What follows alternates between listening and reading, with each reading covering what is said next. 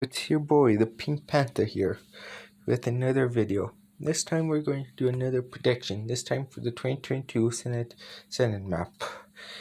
To graph the battlefield in the safe states. Washington, Oregon, California is safe. Hawaii is safe.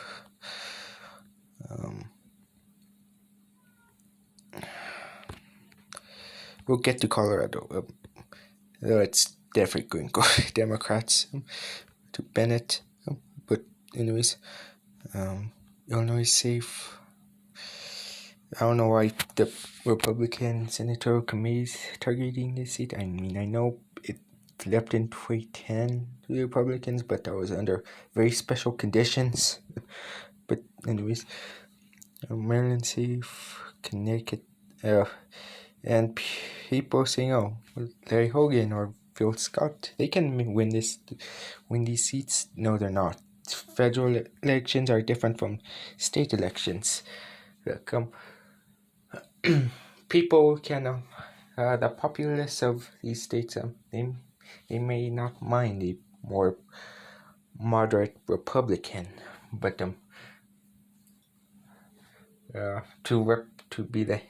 to represent them at the state level, but at the federal level, they usually like they like the party of their choice. Really, that's kind of the truth of today's political world, I guess. But anyways, New York safe. Watch the Republicans throw a lot of money at Schumer. Oh crap. Okay, we're back. Anyways, now the safe Republican states: Idaho, Utah, the Dakotas, even after Kansas, Moron's a very good incumbent. Oklahoma safe. Louisiana and Arkansas are safe. I think Grassley's going to run for re-election. And honestly, I think the man's going to die in the Senate. He's going to be a lifer. But anyways, seems like it. Missouri is safe, even if Cretans is the nominee really again. Federal elections are much more polarized than state elections, remember. And besides, someone like Canada isn't running, or any really good Democrats running in the state. So yeah, it's safe Republican. Indiana safe. Kentucky, and Paul safe. Alabama, even though Mo Brooks is probably going to be the nominee, he's going to be safe. South Carolina safe, and I think that's it. And likely seats, Colorado's likely, and I think that's it. Yeah, it may get like a little bit below 15%, but I think Bennett will win handily.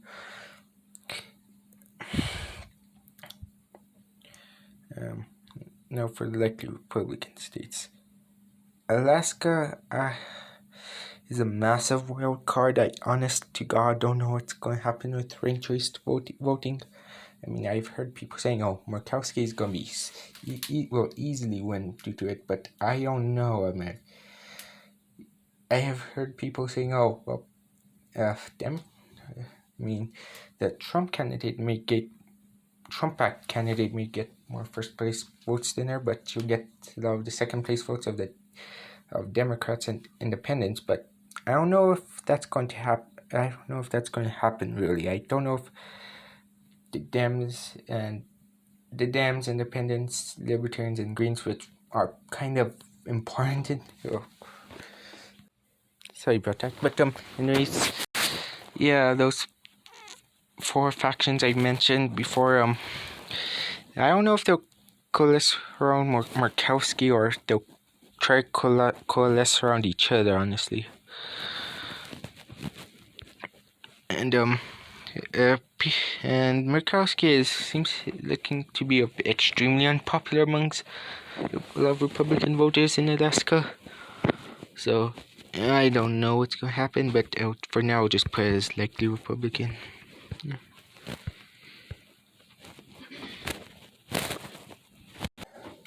Sorry about that again, but anyways,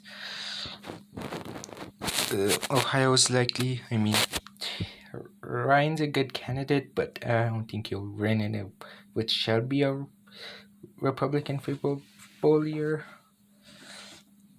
And besides, Ohio it's shifting. It has shifted massively to the right, and I don't think it's going to go back for a while, honestly. But Flores likely, Rubio's a very good incumbent.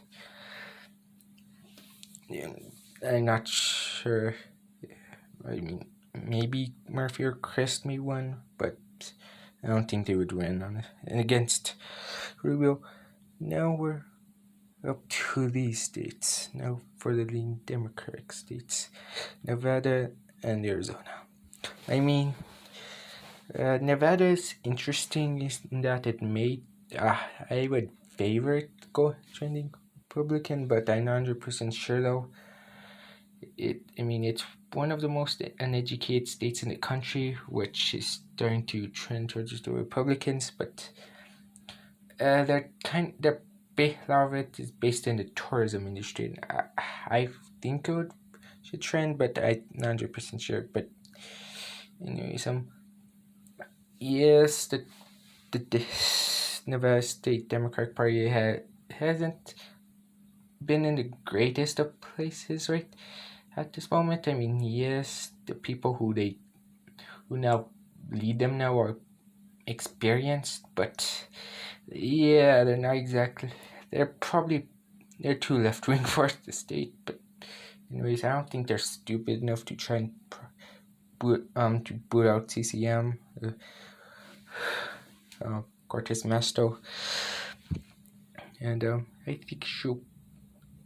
think she'll do well enough, and also the Republicans don't really have a good bench. Maybe someone like Laxalt can make it comparative, but I don't know. I'll just put it in Arizona. I mean, Kelly's a good candidate and incumbent, and sort of like Nevada, they don't have a good bench for the most part, and their state party isn't in the greatest of shape right now.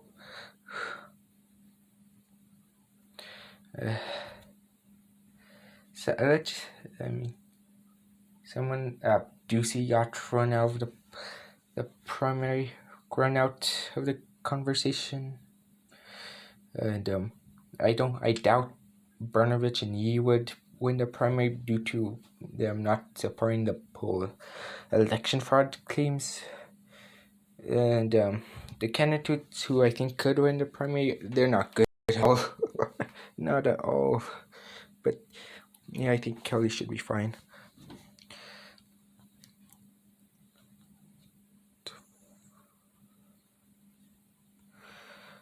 Now we're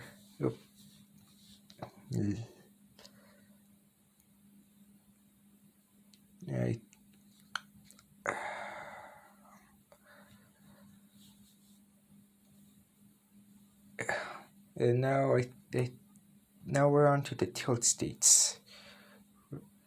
I'll do Republican first. New Hampshire, I think, is Tilt News extremely good candidate, even though, yeah, state politics are different from federal politics. Nevada is pretty somewhat elastic, and also isn't is nowhere near as blue as a Vermont or Maryland. Also, Hassan isn't super great candidate, but I think it'll be a nail biter right now. North Carolina still. Uh, at the moment, if at the moment if there if Lord Trump doesn't run, which is a massive wild card, I would honestly God don't know what would happen if she was the nominee. But at the moment, I think the favorite seems to be McCrory, the former governor. He's a pretty bad candidate. Uh, he's boring, so he lost and he also lost the governorship as an incumbent. But yes, it was close, but he probably should have won that easily. But the Dems, I mean, Jackson is I'd say a good candidate, but I don't think it'll be enough, honestly. Though things can change on this race. And I'd say Wisconsin at the moment is tilt. People, Johnson isn't super popular anymore. I mean, I've heard people saying, "Oh, he's too right-wing for Wisconsin." Well, Wisconsin is kind of weird in that it's kind of the hotbed of like modern progressivism, and at the same time modern like conservatism, like Trumpism, in a sense. I mean, Tammy Baldwin's one of the more left-wing senators in America right now. So I don't really buy that. But thing with Johnson is again he's not very popular anymore, and but I not sure the Dems could run. The state treasurer is I think overrated. I mean, at the moment she didn't do too well in a race that for an office that doesn't really have any in a race that didn't have any serious contenders, and also that office doesn't really have much of a purpose, honestly. But I mean, Kine can win. I don't know if he'll run though. I think his seat will get beefed up, but yeah, for right now, just put. And the rest of the Dem candidates aren't that great, honestly. But I'll just right now I'll put it tilt, and the rest are tilt Democrat crack states, Georgia and Pennsylvania. Georgia, Warnock's a good candidate, and the new voting law is may sink his chances a bit. The thing is that sort of like the Arizona Republican Party, the Georgia Republican Party isn't doing too well right now, and the best candidate is probably Herschel Walker of all people. I mean,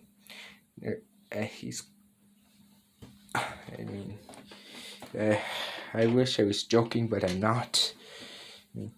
I guess he can, and people know him, and he may be enthusiastic, but yeah, I don't think he's that great, and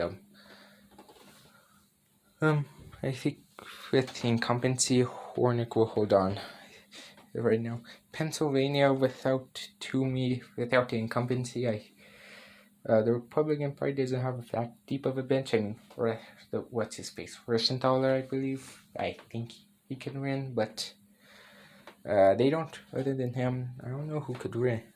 Maybe in that state, maybe Fitzpatrick, but I don't know if he'll run, and I doubt he would win the primary. But I think Fairman will get the Democratic nomination, and he's a good candidate for the state. So, but that end.